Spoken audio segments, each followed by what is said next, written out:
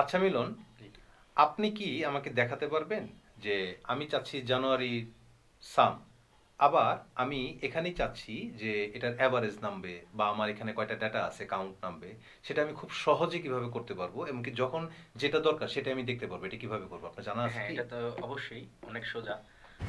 যে প্রথমে আমি টোটাল ডাটাকে সিলেক্ট করব, এবার ড্র্যাগ করে। এরপর আমি কন্ট্রোল টি প্রেস করব কিবোর্ড থেকে।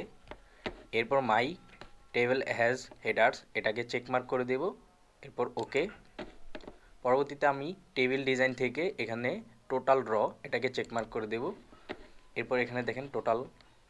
এরপরে আমরা একটা খালি র সিলেক্ট করব। এখান থেকে আমরা কাউন্ট কাউন্ট চাইলে কাউন্ট করতে পারবো। এখান থেকে আমরা সাম চাইলে সাম করতে পারবো।